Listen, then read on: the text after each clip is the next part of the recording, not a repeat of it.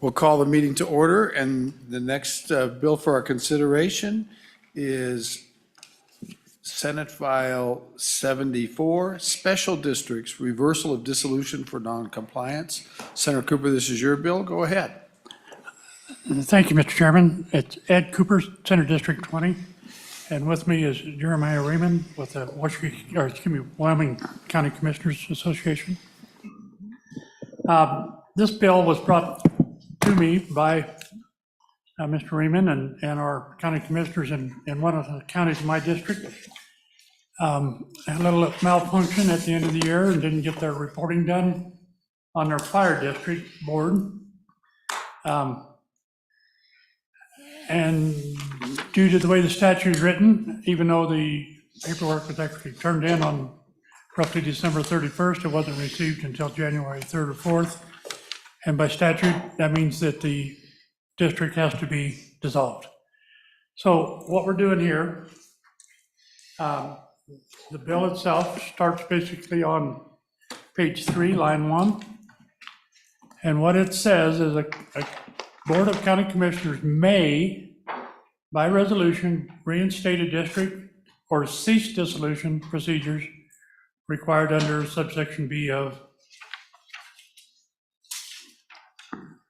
22-29-202, I believe it is. And there are some qualifiers for that.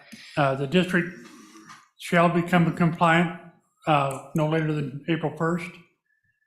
Before the district can be reinstated or the dissolution process or ceased, the district shall provide a corrective action plan to the county commissioners. And no reinstatement of a district or cessation of dissolution can occur unless the Department of Audit certifies that to the Board of County Commissioners in writing that the district has become compliant.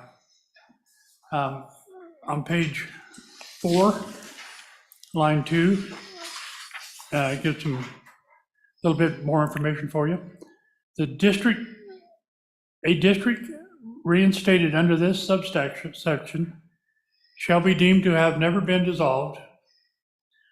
The Board of County Commissioners may allow the district to proceed with the Board of Directors as appointed, the appointed or directors appointed under subsection B of this section, or upon reinstatement, the county commissioners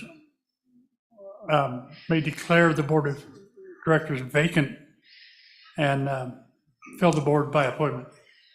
So that's the entire bill. That's what it does. It gives the county commissioners the discretion to cease dissolution. And if it's an ongoing issue, they have the discretion to dismiss the Board of Directors and reappoint. So, Thank you very much. Questions for the sponsor? Any questions? We'll look a couple of things up. Mr. Riemann, would you like to go next?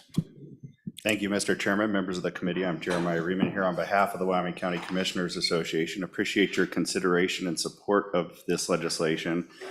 The issue was brought to me by the Hot Springs County Commissioners who had a fire district that was delinquent and were told by the Department of Audit that they needed to dissolve that particular district. The county commissioners, of course, said, hey, this is a district that provides very valuable services in our community. We're having a hard time justifying why we would go that path. So I started a conversation with the Department of Audit and with the belief that the commissioners did have a tool to stop dissolution procedures. But after looking at the statutes and digging into that with the department, I came to the same conclusion that they did, that in fact, they needed to dissolve that special district. I have since heard from two of your counties, Fremont County and Converse County, have had similar situations this year with special districts that they prefer not to dissolve. And so it's our hope to pass this legislation and give the commissioners a tool. I did ask the senator to include a couple of things in this legislation to make sure that we're following some good procedures, including that corrective action plan, and allowing the county commissioners as well to bag the board if they're just not good board members and need to be replaced. So we think it solves an issue and allows for good work to continue by special districts who just, for whatever matter, made a mistake at the end of the year and should be allowed to proceed again with these corrective plans. So with that, Mr. Chairman, I'd be happy to answer any questions. Thank you, Mr. Raymond. Questions for Mr. Raymond? Senator Barlow? Thank you, Mr. Chairman. So I've been on management audit for some time. This has been a topic of management audit, not this particular You might side of the issue. point that microphone a little closer. Thank you, Mr. Chairman. So I've been on management audit for several years, and this has been part of the work we've done. This issue had not come to us, so I appreciate it coming up. Certainly am interested in the discussion, but I don't know that a district makes a mistake by not turning in something that's statutorily obligated to do. So I want to be clear that, and I'm not trying to nitpick with you. I think that we're talking about this adds another 3 months, it looks to me, to the process where they could back out of dissolution based on that April 1st timeline. It's currently, it initiates on December 30th. Their due date was October 5th, depending on what kind of district, October 5th or November 15th, whatever the 2 dates are, so et cetera. So, but I don't know that we want to characterize there was a mistake. There was a non-compliance with statutory obligation. That is what initiates this process. So thank you, Mr. Chairman. Thank you very much. And I need a timeout for housekeeping. Committee, one of our bills is in appropriations right now, and since we have a quorum, one of our committee bills is in appropriations. It's the first one we put the appropriation on. I'm going to run over there and see how that's doing. I would ask Senator Boner to fly the ship, and I would leave an aye vote. All right, let's go ahead and proceed. Senator Barlow, did you? Mr. Chairman, I would just say the admonishment is correct. The fact is that there are a lot of process leading up to missing that deadline on December 31st, and it should not be happening. Okay, any further questions for the county commissioners? Go ahead, Senator. Thank you, Mr. Chairman. So I'm interested in the language on page 4, the reinstatement language that says declare vacancy to the board. This is obviously permissive, and the line 5 language is the commissioners may. But when I look at the vacancy language, none of this is not, this may refer to this, but that doesn't refer to this language. So I guess what I'm saying is that I don't know that we've given vacancies created under this type of a situation is not contemplated under vacancies. So I know we're cross-referencing, but we got to cross-reference, I think, both places. So it seems like creating a vacancy under this particular piece of statute is also necessary in that 2229-201, because that talks about felonies, it talks about resignation, it does not talk about noncompliance with this particular piece of statute. Just, at least that's the way I read it so far. Thank you, Mr. Chairman. Okay, either you want to take that one. Mr. Chairman, I would defer to you and to your attorneys. It was simply a thought process on my part that you had to, or you perhaps should give the county commissioners the ability, if you just had a bad acting board that wasn't going to bring an important board into compliance, to give the commissioners a tool to appoint a board that could go about bringing that particular special district into compliance. So if there's a cross-reference, I'd fully support that. Yeah. Thank you, Mr. Chairman. So I want to be clear. It is referred in the statute that's referenced here for the December 30th, but is not referred to for the new date. So that, you're right, that might be a drafting issue that we just need to make sure we cross-reference. I just throw it out there that the December 30th vacancy issue is there very explicitly. So is dying or et cetera. However, the failure to comply before 30th, this one would add another component to that I think we probably need to build into the bill. We're not going to do it in this committee meeting, I'll check with LSO, but I think we probably need to bring this into the bill to make it complete. Thank you, Mr. Chairman. Any further questions? Senator Cooper, you want to say something? Thank you, Mr. Co-Chair. I had conversation with the Department of Audit this morning. The gentleman was here. I'm not sure if he's back here this afternoon or not, but they were in agreement with what we're doing and they were comfortable with it. I would like to add a couple things. Most of these boards are volunteer, and things fall through the cracks on a volunteer board, and that's, there's usually not any intent to not file. It's just they didn't get to it. And thirdly, I think there's 15 districts in the state right now that are in dissolution. A couple of them want to be in dissolution, but most of them are due to noncompliance. So, thank you. Okay, any further questions? Okay, thank you, gentlemen. Appreciate it. We'll go with state agencies next. Anybody from the Department of Audit?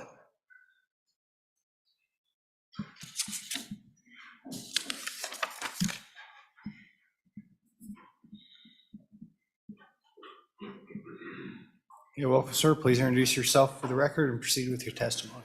Thank you, Mr. Chairman. Michael Hansen, Public Funds Administrator for the Department of Audit. As Senator Cooper said, yeah, we had a discussion this morning about the bill. As far as I can see, I don't think it will provide any functional change to the way we do things. We'll still, inform the county commissioners of each county of the special districts that are non-compliant as of December 30th, as the statute still says. And as Senator Barlow pointed out, there is a timeline in effect where, so September 30th is the first deadline, which is 3 months after the end of the fiscal year.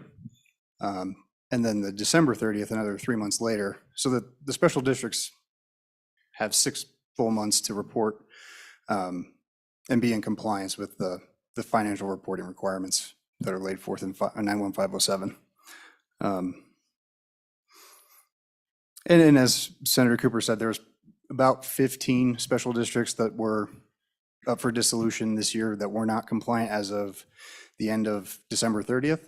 And in our, historically, I guess I should say, historically, a lot of the special districts that are up for dissolution year after year are improvement service districts that are reporting zeros on all their financial reports, that are looking to be dissolved, while there are some districts in this year, I think there were 2 or 3 that definitely did not want to be dissolved. This is how it kind of played out with lack of reporting. And I should also point out that when the dissolution doesn't happen, the dissolution process isn't followed for those districts that want to be dissolved, then we have this recurring chain of non-compliance year after year where we have to reach out over and over. And so I believe the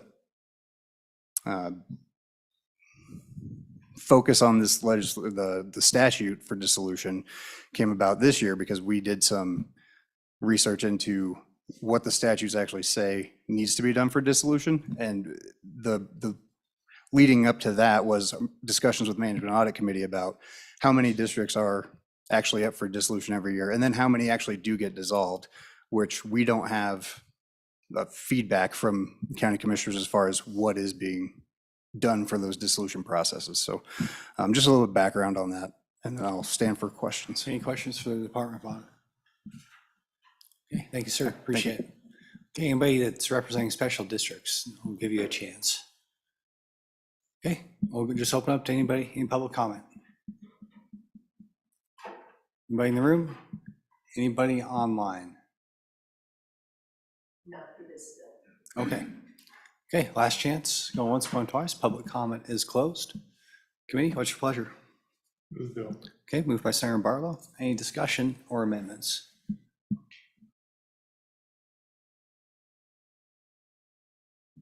Thank you, Mr. Chairman. So I do think there may be a clarifying amendment to be added to that last section. I'm not going to bring it now because I want to confer with the sponsor of the bill and our LSO staff. But there may be something that needs to be added on the floor just to belt and suspender, I guess, for lack of a better term, make sure we're covering our bases. So But thank you, Mr. Chairman. I would suggest we move the bill. Okay, very good. Okay, seeing no further discussion, let's do a roll call.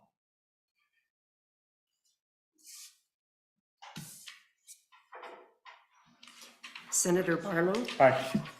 Senator Bonner, Aye. Senator Landon, did he leave an Excuse, absentee vote? Don't see anything, no. Senator Scott? And Senator Case. I think he verbally said he's an aye as he left, so. Maybe that counts. We'll leave it open for him. We'll leave it open for both of those gentlemen.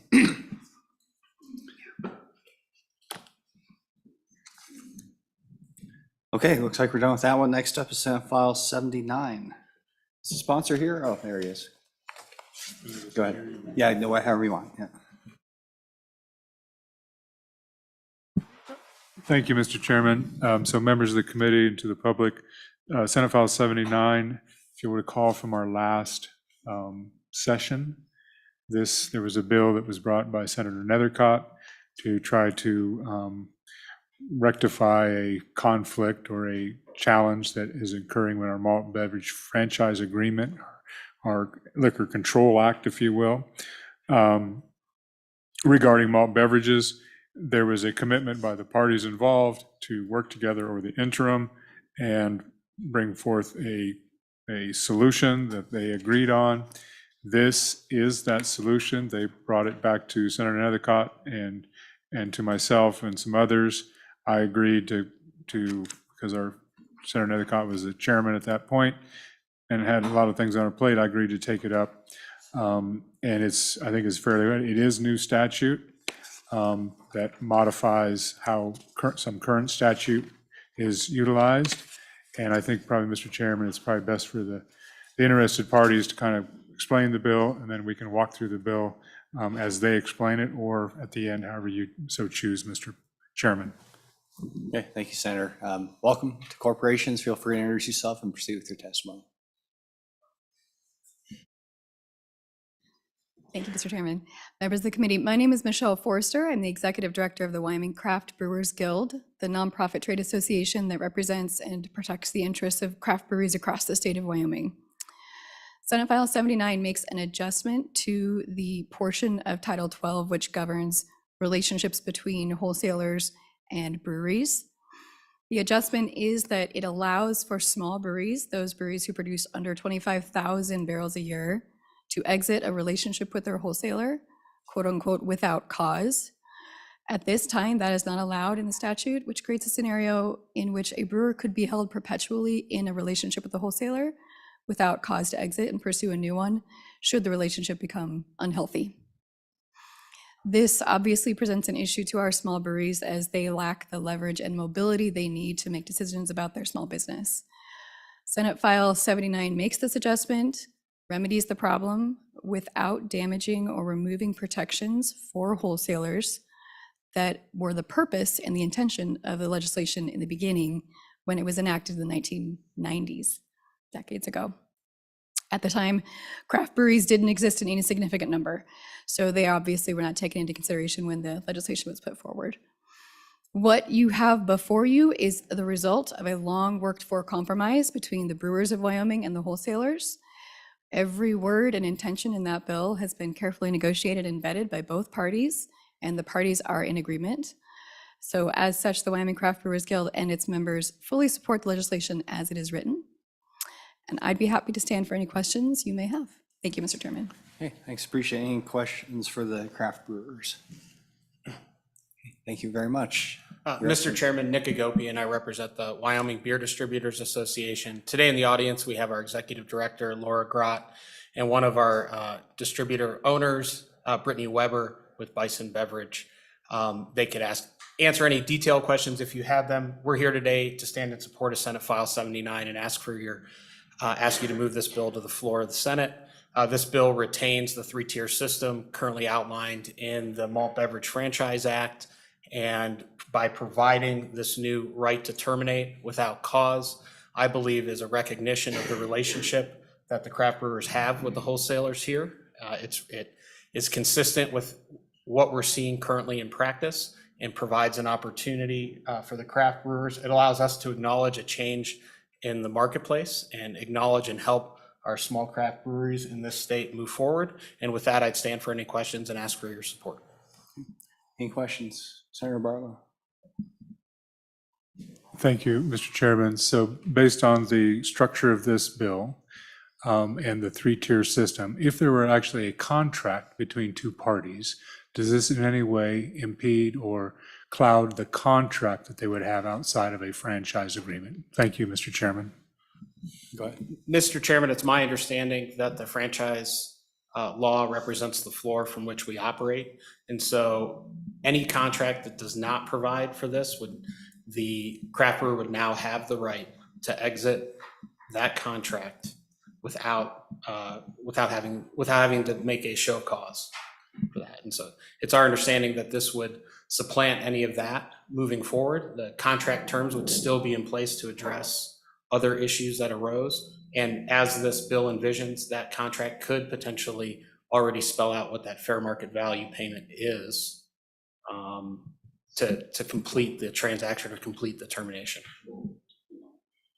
Okay, any further questions? Okay, thank you both. Appreciate it. Have any further public testimony? Come on down, sir. Okay, gotcha. So we'll get to the Department of Revenue if you'd like, but we'll go with Mr. Mosier first. Welcome, sir. Mr. Chairman, thank you. Mike Mosier, Wyoming State Liquor Association. We support this legislation. We have members that are beer wholesalers and we have members that are microbreweries, and we're with our friends. And so I'm very proud of, as the elder liquor guy, I'm very proud of the parties that were involved, as you remember, and as Senator Barlow pointed out, this was something we brought to you earlier, and this is the way it's supposed to work. The good people get together, work out a solution, and that's the bill you have in front of you.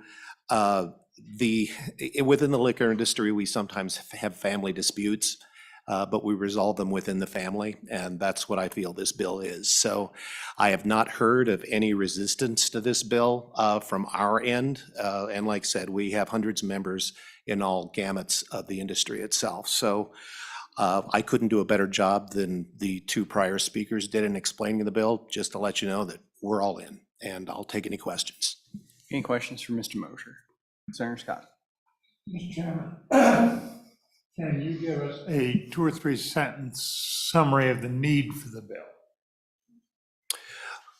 Mr. Chairman, Senator Scott, the prior speakers would be better at this, but for example, the need for it would be if a microbrewery signed a contract with a wholesaler and wanted to switch wholesalers, this would allow that, although it wouldn't violate any contract. So it gives them a little more flexibility in who they choose. Now, microbreweries can self-distribute according to state law, but the majority don't because the logistics of a wholesaler are much better at it. So if I had a microbrewery, I'd sign a contract with a wholesaler for distribution rather than doing it myself. So it doesn't change anything dramatically, it just adds an option.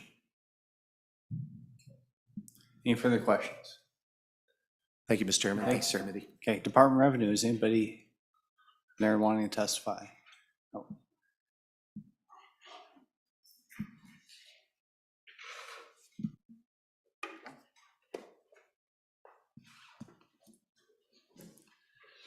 Thank you, Committee. Mr. Chairman, Tom Montoya, Wyoming Department of Revenue Liquor Division. I've looked over this bill. Really, we don't have a lot to do with this because this is really, all the remedies in Chapter 9 are civil through civil courts.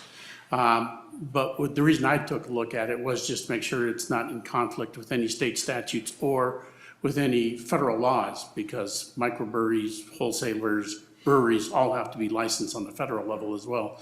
And I had it vetted with the AG's office as well for a second opinion, and they were fine with it as well. And to be clear, I mean, you generally deal with liquor and wine, is that correct? Not necessarily Mr. Chairman, that is beer. correct. Okay. Okay, any questions for the Department of Revenue? Okay, thank you, sir. Thank you. Okay. Any further public comment? Come on down.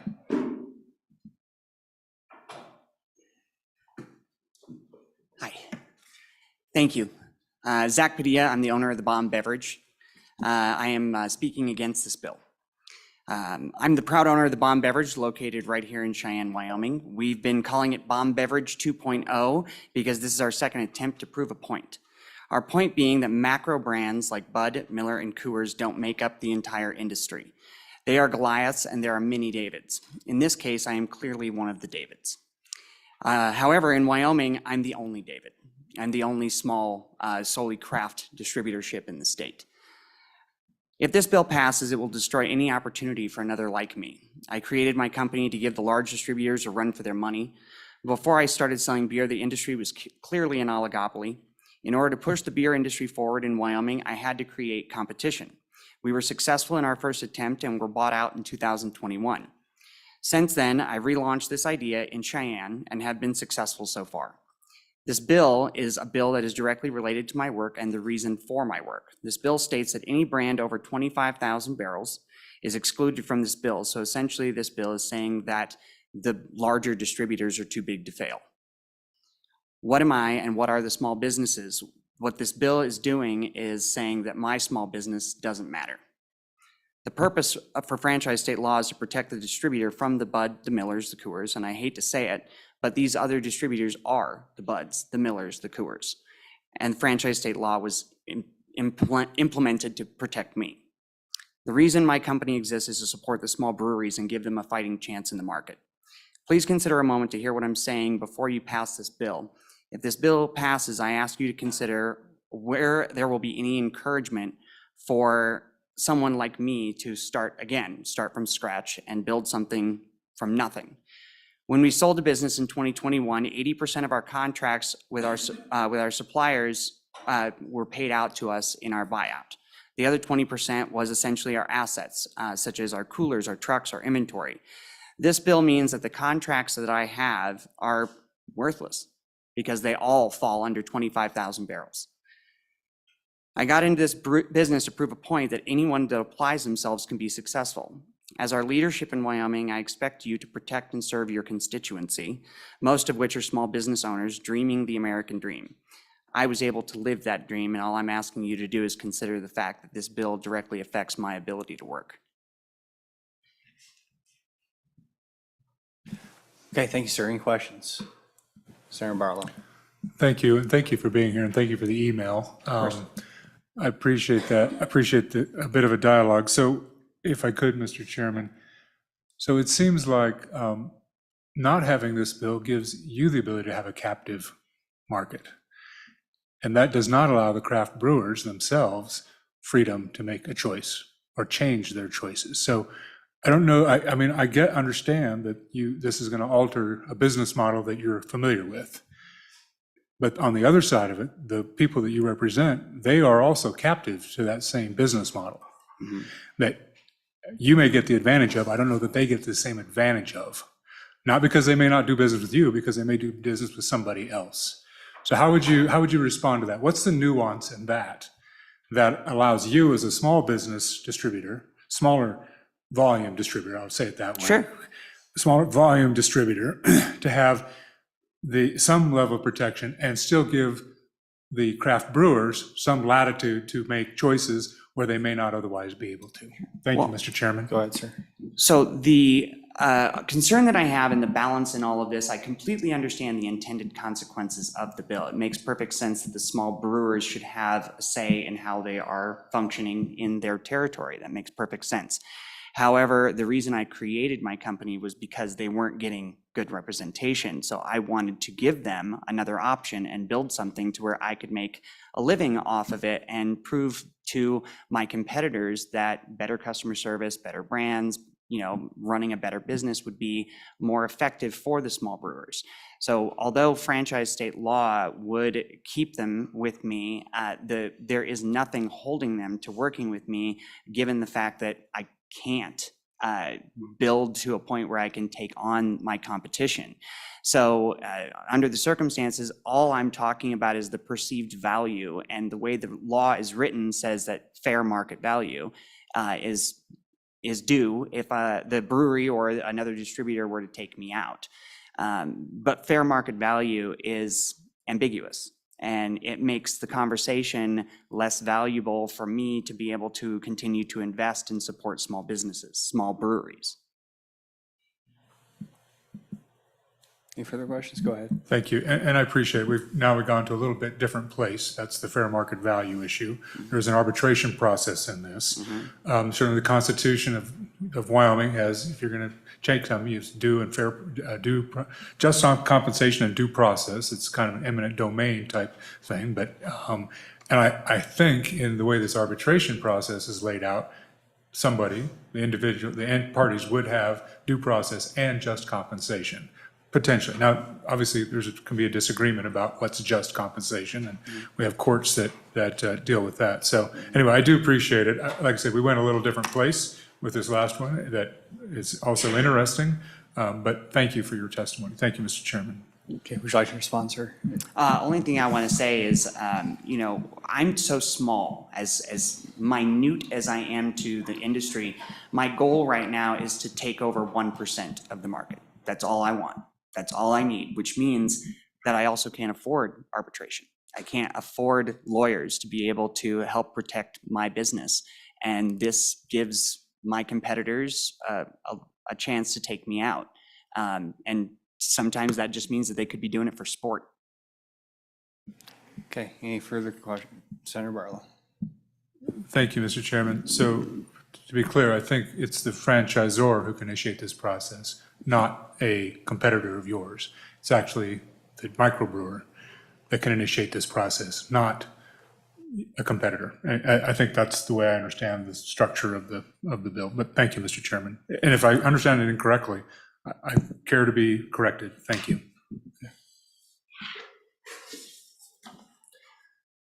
Okay, any further public comment? Okay, anybody online? Okay, public comment is closed. Committee, what's your pleasure? Moved by Senator Barlow. Any discussion? Amendments? I hate franchise law.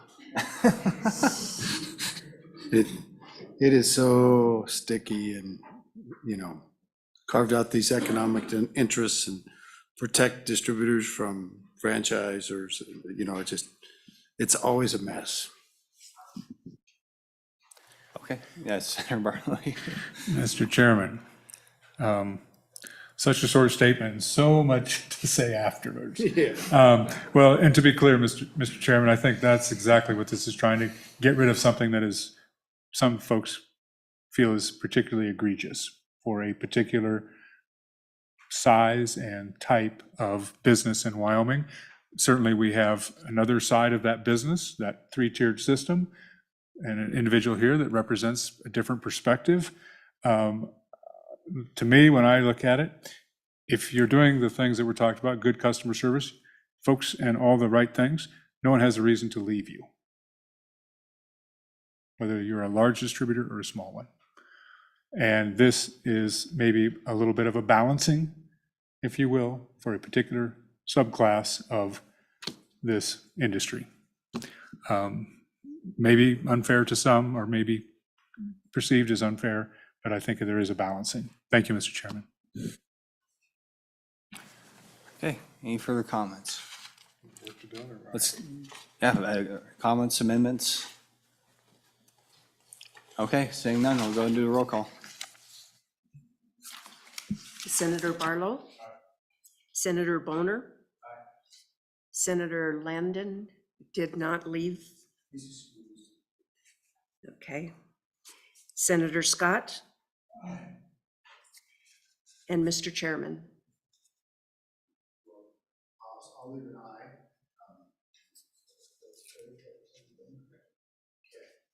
Okay, we have 4 ayes and 1 excused.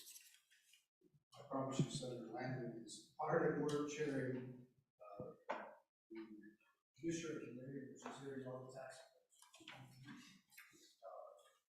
I just put my head in that. As I read the list for the next bill, Senator Cruz, finished the bill? He did, so we on Senate File 89. Okay, Senate File 89, veterans ad valorem exemption. Thank you, Mr. Chairman. Ed Cooper, Center District 20. I'm going to give you a little history on this bill first. Was visiting with a constituent of mine up in the northwest part of the state a month or two ago, and like all conversations have gone lately, it did turn to property tax. The gentleman is a veteran, a combat veteran, and so I specifically asked him, did you apply for your veterans exemption? And his answer was, well, of course, all $225 of it. And that kind of made me curious, and after talking with him a little more and our assessors, and doing a little research, the Veterans Exemption Program was set up in 1949. In 1957, that exemption was increased to $2,000. I'm not sure what it was in 49. But I'm pretty sure in 1957, you could probably buy a pretty decent house for $2,000. I don't think I can get one today. The last time that exemption was increased is in 2007. It was increased to $3,000 of your assessed value. That $3,000 assessment comes out to $225. That's not much for our veterans. I think we can do a little better than that. I think we can update this thing a little bit. So with that said, the bill itself does nothing other than change the amount of the exemption. It does that on the bottom of page 1, changes that exemption from $3,000 to $6,000 as the assessed value. Now, the result of that, as you're well aware, gentlemen, is the state of Wyoming backfills that veterans exemptions to the counties. And currently it costs the state approximately $4.1 million per year. So the result of this increase is an appropriation for the biennium of $8.2 million. It's my understanding in section B, it talks about $11,545 and $11,545,839. And I believe that's what's in the budget today for that backfill. So this appropriation would reduce dollar for dollar for every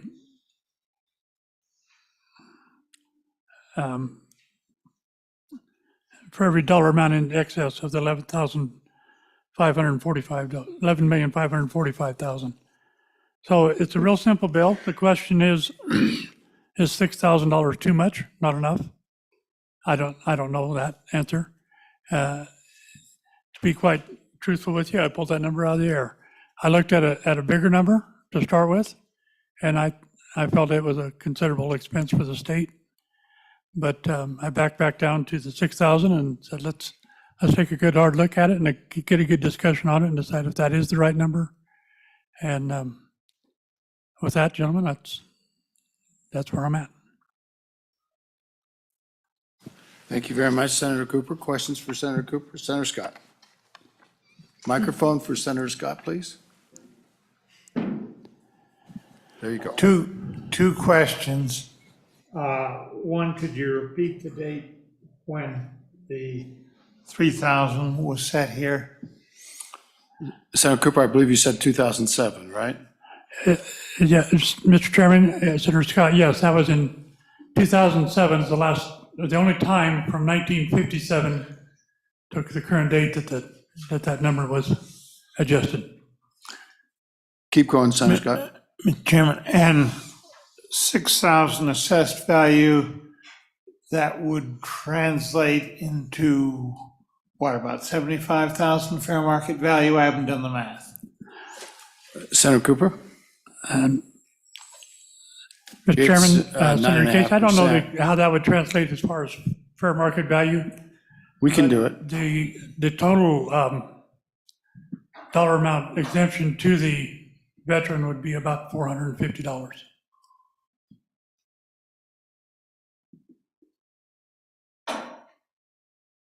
$63,158.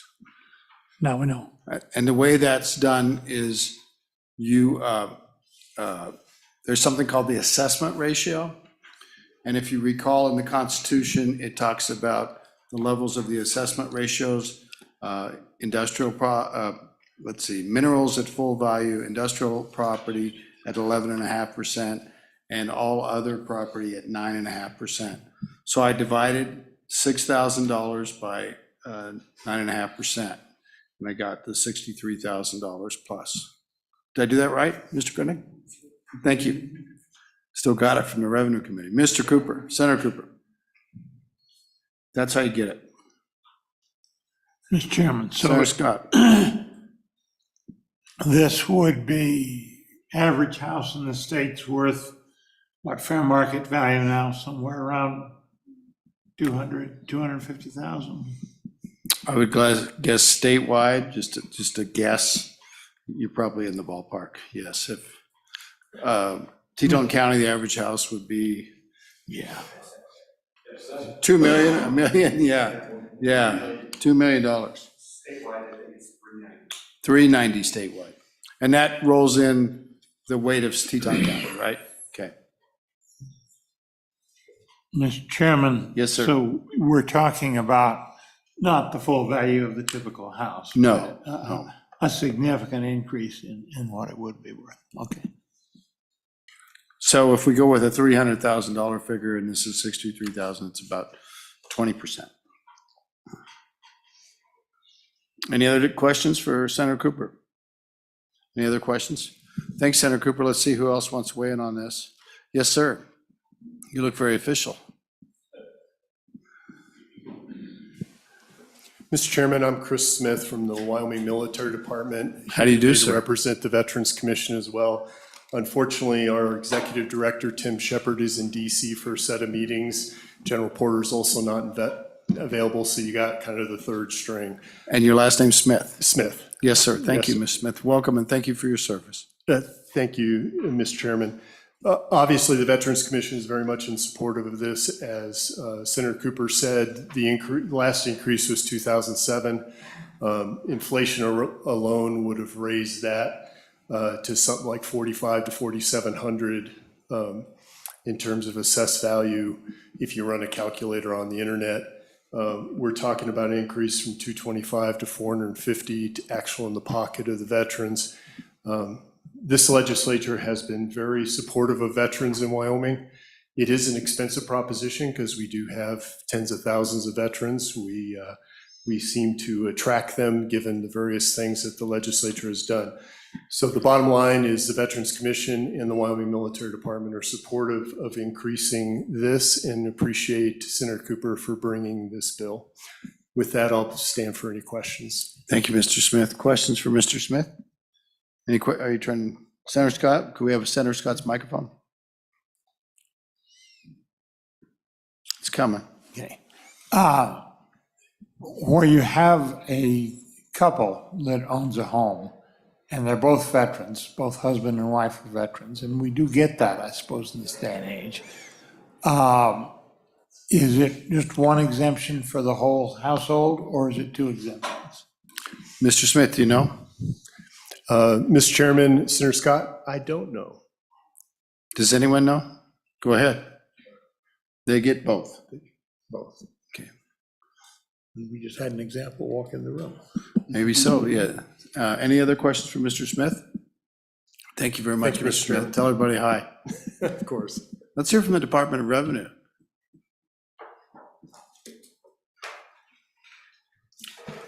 Thank you, Mr. Chairman. Ken Gill, Administrator of Property Tax Division, Department of Revenue.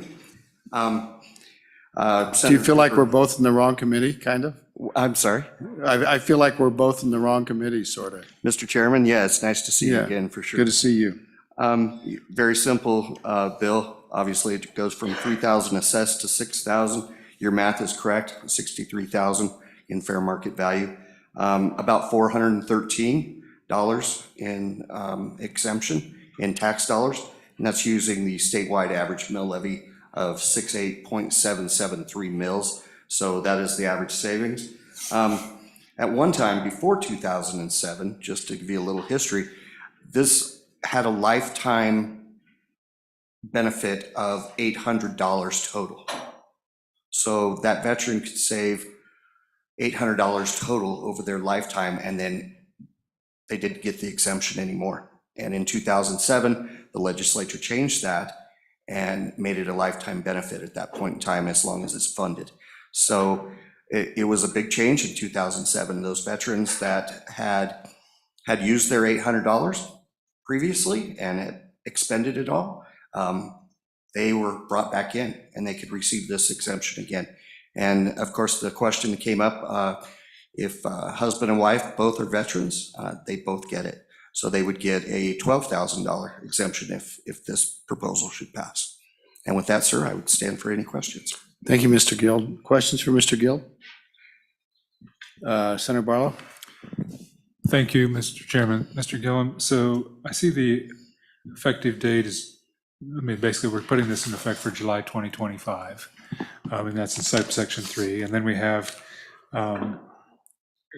but it seems like to me, this could actually be in effect this year, make it effective immediately. Assessments don't come out until, anyway, just based on our current system, this could actually, if this bill were to pass, we could adjust the dates and it could be effective this year if it were funded. Is that accurate or not? Thank you, Mr. Chairman. Go ahead. Mr. Chairman, of course, if that is the legislative intent to make it available January 1, 2024, that would be, that's your prerogative to do. So the CAM system already does the veterans exemption. I will say that veterans have already been applying since January 1. I've testified before on January 2nd when I was a county assessor. I had a widow call me every January 2nd. It was written on her calendar, and I had her card sitting at my desk so that I could help her over the phone, and she called my number directly every year. So yes, you could make it effective, and I will say some of the work's probably already been done in the counties, but I'm sure that the county assessors, and I don't know if we have any assessors here, would not worry about applying a bigger exemption for their veterans. Anybody else for Mr. Gill? Mr. Gill, I have one, and I appreciate that you told us about removal of the lifetime cap in 2007. That's actually very, very significant. So the previous testimony that said that it grew from this point and when it was first implemented, and then it was raised to this level in 2007, and that didn't seem like much of a raise. Removing the lifetime cap is actually a bigger raise than the actual number itself, I would imagine. So, if it used to be capped out at $800 when you maxed out and hit that, you couldn't apply for it anymore. Now there is no maximum, so you can apply for it, and military careers being what they are, people retire earlier, they settle down, they have long periods of enjoying this exemption. And I think that's important in this discussion.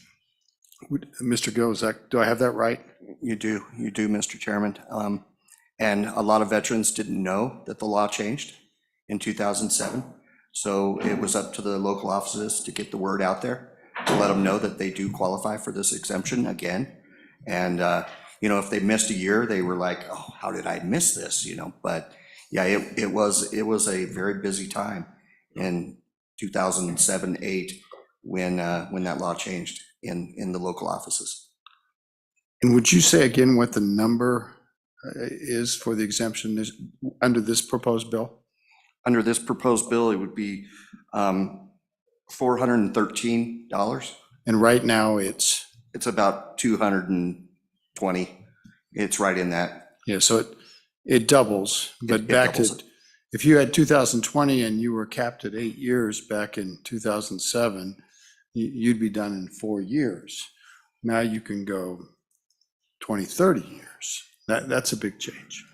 Of course, and Mr. Chairman, of course, that $800 lasted a lot longer back in the time. Certainly did. When that was instituted, so. Yeah.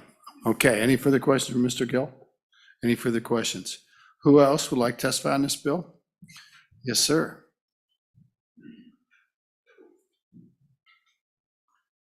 Welcome. I can see you're a county commissioner, so. Yes, sir. Chairman, members of the committee, Jonathan Russell. I work for the County Commissioners Association. Okay. As a policy analyst. Oh, yes, sir. Welcome. Thank you. Two brief comments. Number one, we're in support of the bill. And number two, we're very appreciative of the appropriation being included in the standard budget as well. So that's my comments. Okay, thank you, Mr. Russell. Yeah, I bet you wouldn't like it if we didn't backfill it. You probably wouldn't. Sorry. And I don't mean we, if the taxpayers didn't backfill it. Any questions for Mr. Russell? Thank you, Mr. Russell. Who else would like to address the committee? Who's next? Who's next? Anybody online? Okay. Committee, you've heard the testimony. What is your pleasure? Got a motion by Boner. Discussion. What do you guys think? Do you want to give it a haircut or? This one's going to have to go to appropriations, so they might want to do a haircut, but anyway. Technically, the Appropriations Committee couldn't deal with the amount of the exemption. They could only deal with the backfill amount, but they've been known to stray. So Senator Barlow. Thank you, Mr. Chairman. I think there's one, I think it's a technical correction that I would like to make. If you want me to make the suggestion? Kind of got now? that mic pointed at your. If you want to make the chest. suggestion now, or if you want to work the bill and I'll make it then. Why don't you tell us what it is and then let's go through So it. page 2, line 7, it says reimbursements to counties. And if you go look at that 102K, the reimbursements actually go to county treasurers, because county treasurers are responsible for the distribution of those monies. So it's, I think, a technical correction, but it's a proper, the money's going to the proper place because they're actually doing the distribution. So that would be one. The second one, Mr. Chairman, and we'll take is, I think if this can be effectuated 2024, just as soon we do it now and not wait another year. Thank you, Mr. Chairman. Mr. Gill, what do you think about the language about going to the treasurer? Do you want to give that some thought?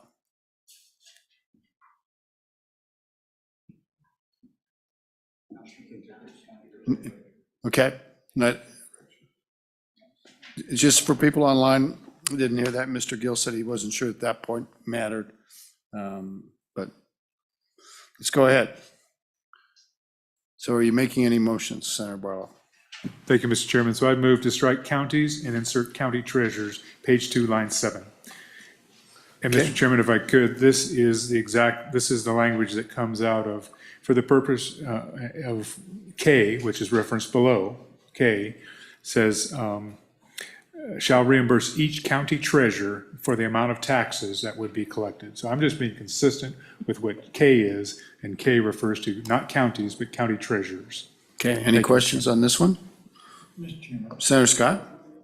is the reimbursement go to just the counties or to other entities with mill levies, So such as the community college? Senator Scott, it would go, the treasurer handles the distribution, but it goes to all the mill levies. It doesn't, it's not taking money from anywhere. The idea, the county treasurer pretends like they're getting tax money from the veteran with some that comes in from the state for the veteran's benefit. And so the distribution remains the same. Do I have that right? Mr. Gill is nodding his head. Back to you, Senator Barlow. Mr. Chairman, that is actually the exact language is also in K. And that's why treasurer is important, because they are distributing this money in the same way as if the taxes were being paid. Thank you, Gotcha. Mr. Chairman. Okay, any further discussion? All those in favor of this amendment, which is to insert treasurers? And Debbie, do you have that? Okay, all those in favor signify by saying aye. Aye. It's carried, or any opposed? I heard everybody. So it's carried, and then next, Senator Barlow? Mr. Chairman, my second amendment would be on page 3, line 5, and page 3, line 14, change 2024 in both places to 2025. And the purpose is to move it up? The purpose is with this would be, veterans would be eligible for this exemption, or this increased exemption this calendar year instead of the following next calendar year. Thank you, Mr. Chairman. Okay, any discussion on the amendment? Are there any administrative issues with respect to that amendment? Mr. Chairman? Could we Ms. clarify Russell? that last amendment? You bet. Could you say the amendment again, Senator Barlow?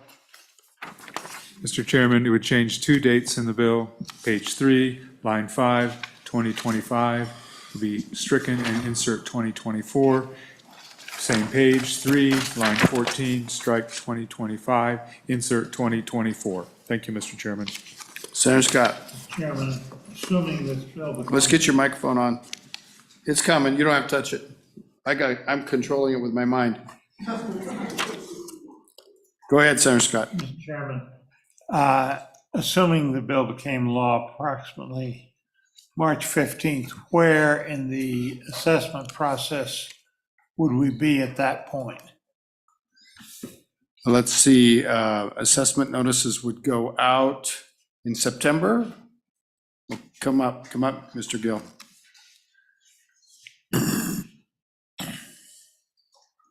August, I guess. Mr. Chairman, Gill, go ahead. So assessment notices go out in, by the fourth Monday in April. It doesn't you're have to right. be reflected on the assessment notice. Right, because So it's we're the okay amount there. due, yeah. We're okay there. The veterans have to apply for this by the fourth Monday in May, every subsequent year also. So they have to call, they have to say, hey, I still qualify for this exemption every year after they first bring in their paperwork. So by the fourth Monday in May, they will need to apply for this. Obviously, a lot of veterans already have applied for it this calendar year in 2024. Tax bills, then it will be reflected on the tax bills that come out. I believe the statutory date to mail those tax bills is October 10th. But I think the practice in most county treasurer's office is sometime in September. That's what I was thinking of. Thank you. Senator Scott? So, Mr. Chairman, say a veteran has already applied, they apply for the exemption, right? And they wouldn't have to reapply to get the additional, would they? Mr. Gill. Mr. Chairman, they actually do have to inform the assessor that they still qualify for that exemption, because there are certain veterans that qualify because of a injury in combat or something like that, and then maybe that disability gets taken away by the VA, so they may not qualify for it anymore. Not every veteran qualifies for this exemption. It's typically combat veterans, so it has certain dates. So that would be like World War I, World War II, Vietnam, Korea, and then it has certain medals for our more modern soldiers, typically the Expeditionary Medal, which means they set foot on foreign soil during conflict. Senator Scott. Mr. Chairman, what I'm trying to get at is by moving the date up, somebody's already made a good faith application. They've applied for getting the veterans exemption. They would automatically get the revised one if we do this. Is that Mr. right? Chairman. Mr. Gill. Senator Scott, I'm sorry, I didn't understand your question. You're right. They wouldn't have to come in and reapply for the extra 3,000 if this should pass. Okay, thank you. Your commentary was actually helpful, though. Senator Barlow, do you have a question for Mr. Gill? No, Mr. Chairman, I do think, though, when we send this to the Appropriations Committee, they may have to actually bump the dollar amounts to available this year, not just next year. I The way think this that, is I think drafted. that would be right, because veterans will qualify this tax year versus next tax year, which theoretically, if everybody qualified that was able, and other factors didn't change, it would double the appropriation, if you think about it. So you're standing by your amendment? Question. I take it that's a yes. Okay, any further discussion? Sorry, I didn't. All those in favor of moving the dates up to this year, please signify by saying aye. Aye. Got 3 ayes. I would be a no. Back on the bill? Anything else on the bill? Does anybody want to fool with the amount? It's a big jump. And 8 million isn't what it used to be, but it's still almost half a Medicaid expansion, if you want to think about it. Okay. All right, let's call the roll on the bill.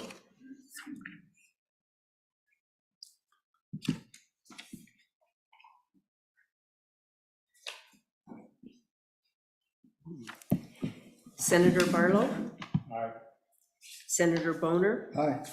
Senator Landon is excused. Absolutely, sorry. Senator Scott? Aye. And Mr. Chairman? No. We have 3 ayes, 1 no, and 1 excused. Great. So the bill is passed, and we're going to need a re-referral to the Appropriations Committee. And so, Debbie, we have to get that report in today so that we can ask for the re-referral. That'll be put that one at the top of the list. Okay, the next file for our consideration is prohibition on distribution of unsolicited ballot forms, Senate File 97, Senator Hutchings. Just a quick ask, can you switch it to 100? Because the promises have been waiting this whole time and. I don't see any problem. Does anybody have an objection? All right, so the next bill for our consideration is Senate File 100. Thank you, sir. Prompt payment of insurance claims. It's sponsored by Senator Hutchings. Go ahead, Senator Hutchings. Thank you, Mr. Chair. And, Hey, Senator Hutchings, would you mind calling me chairman? Because I'm a chairman guy. I'm never, the chair thing just gets under my skin, and I apologize. You know what? You ask me that all the time and I forget. It's okay. So, Mr. Chairman, thank you and members of the committee. Let me get my notes together because I have a lot of them. I think there's a handout for you. We do have an amendment. And I'll go through the bill quickly. I'm Senator Hutchings, Senate District 5. This bill, Senate File 100, is on prompt payment of insurance claims. And I'm proud to say we're pretty much all in agreement on this one, the insurers and the pharmacists, so hopefully it'll go through real nicely for you. This is an act relating to insurance code providing regulations for payment of claims from insurers or insurers intermediaries to pharmacies, providing definitions, requiring rulemaking, providing applicability, and providing an effective date. If you go to page 2, you have the scope of the bill.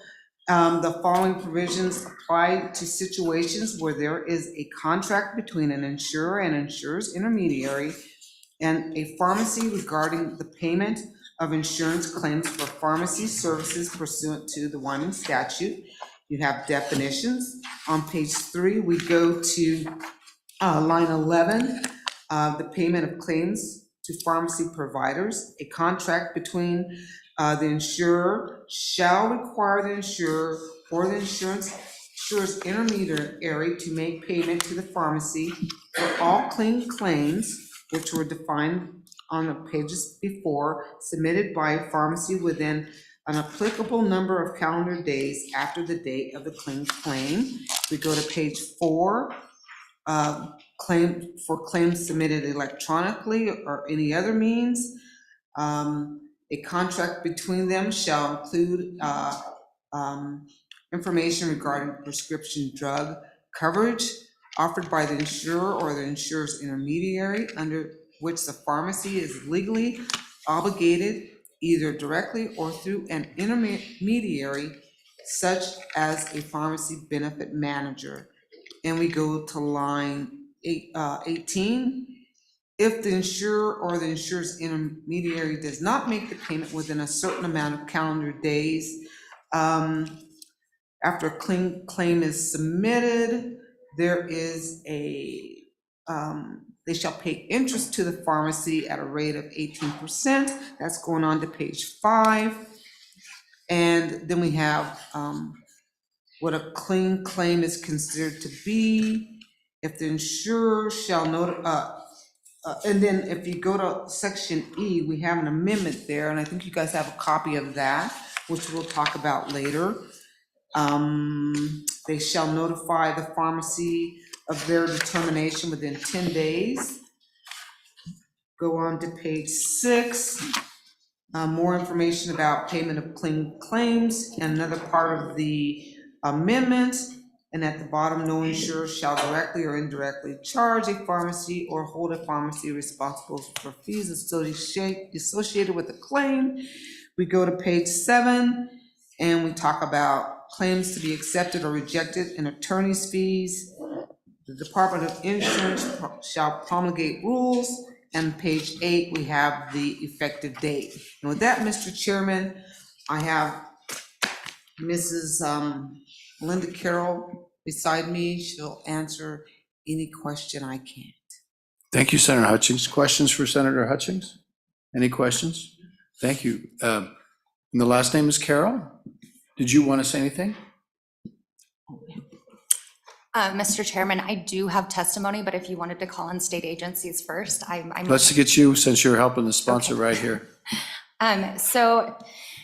Mr. Chairman, committee members, I'm Melinda Carroll, pharmacist and legislative director for the Wyoming Pharmacy Association.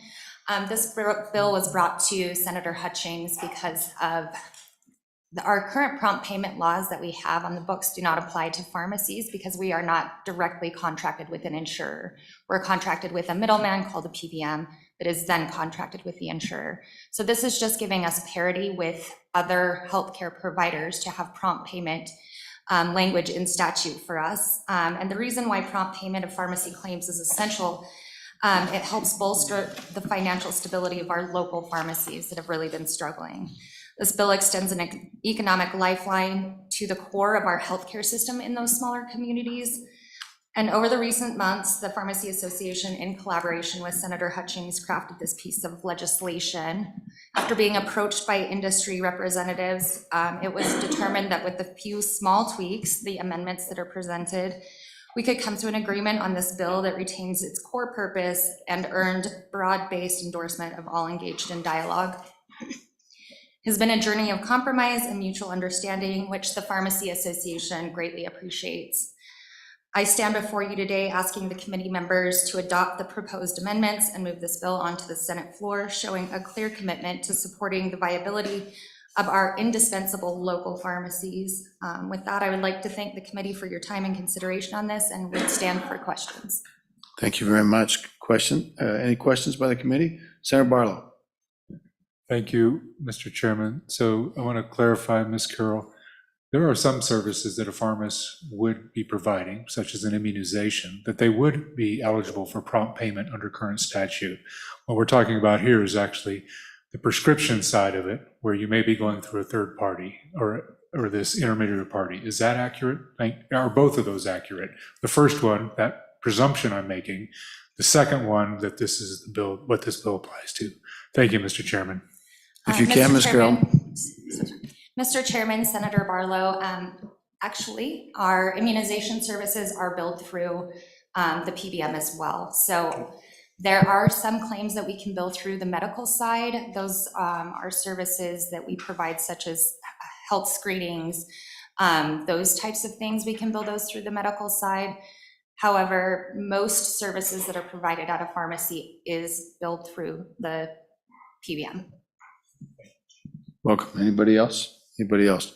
Thank you very much. I guess we'd go to the Department of Insurance next. Thank you. Stand by. Commissioner Rood, how are you? Welcome. It's good to see you again. Thanks, sir. Doing very well. Mr. Chairman, committee members, I'm Jeff Rood. I'm the Insurance Commissioner. We're neutral on the bill.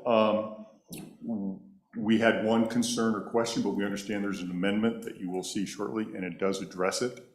And so with that, we really have no other comments, other than happy to answer any questions you may have. Okay, questions for the Commissioner. Senator Barlow. Thank you, Mr. Chairman. Section 3 gives the department rulemaking authority to anticipate any rules being necessary for the implementation of this bill. Thank you, Mr. Chairman. Mr. Chairman, Commissioner. Senator Barlow, we will implement it without rules if possible, and then if we find we run into any hurdles, we'll do it.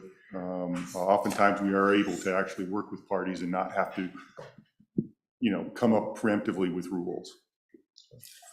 Excuse me. Anybody else?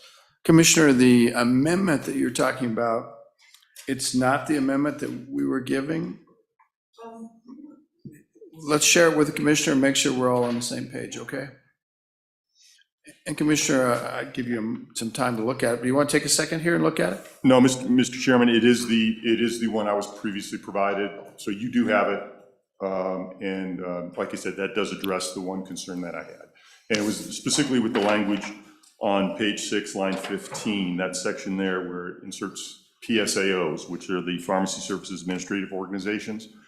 That was the one concern we had, because without that, I can't direct payments to a pharmacy, for example, that doesn't have a contract with PBM. They might have it with the PSAO, who then deals with the PBM.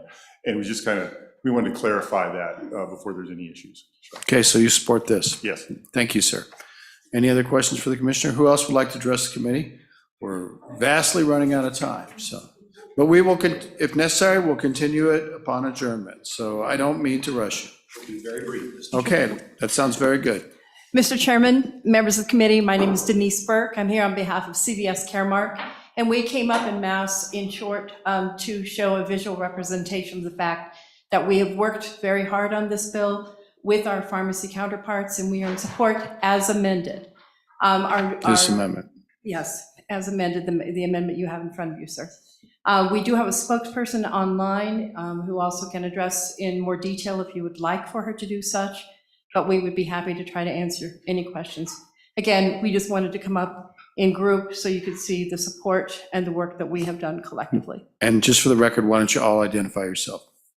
And let's go ahead and get the person online into our building. Mr. Chairman, Mike Mosier, Cigna. And Mr. Chairman, Heather Roday from Blue Cross Blue Shield of Wyoming. And I was also asked, Mr. Chairman, to identify that Bruce Spencer, who is the counsel for Mountain Health Co-op, could not be with us. He is also testifying in Montana today, but to voice his support as well. Okay, thank you. Any questions for this august crew? Thank you very much. Let's go ahead and get the online testimony. Is there anybody else in the audience while they're coming in that would like to address the committee? Anybody else present in the audience?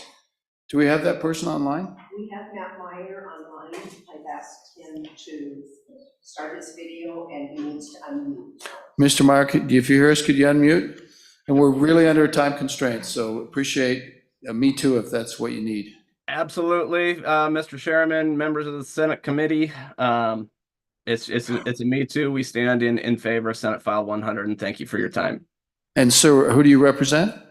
I represent 2 independent pharmacies up here in Sheridan for myself, as well as the National Buying Group as a board member of the American Associated Pharmacies, which has a total of 12 independently owned and operated Wyoming pharmacies.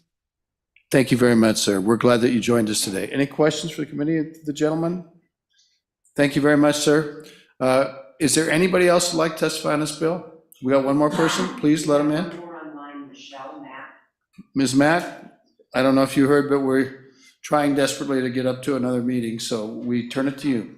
Yes, Chairman Case, Michelle Mack. I represent the Pharmaceutical Care Management Association, otherwise known as PCMA. We're the National Trade Association for the Pharmacy Benefit Managers. And as my colleagues Denise Burke and Mike Mosier and Heather Roday indicated, we are in support and we were happy to work with the Pharmacy Association and Senator Hutchings on this bill. And we are in support with the amendments. So thank you. Thank you very much. Do appreciate it. Any questions? We're good.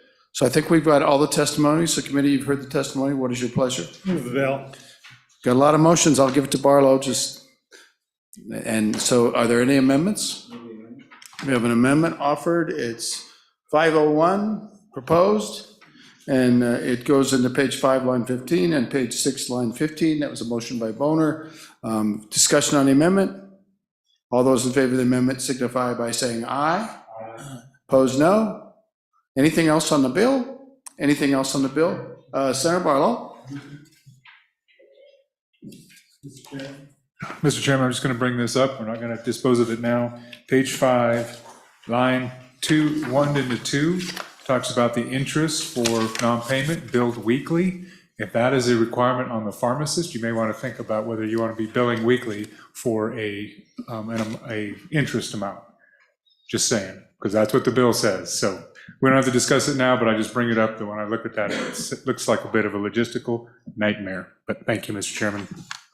Thank you very much. We'll let them ruminate on that and maybe it could be amended a little bit down the process. Anything else on the bill? Anything else on the bill? Debbie, would you please call the roll on Senate File 100? Senator Barlow? Aye. Senator Boner? Aye. Senator Landon? Excused. Excused. Senator Scott? Aye. Mr. Chairman, Aye.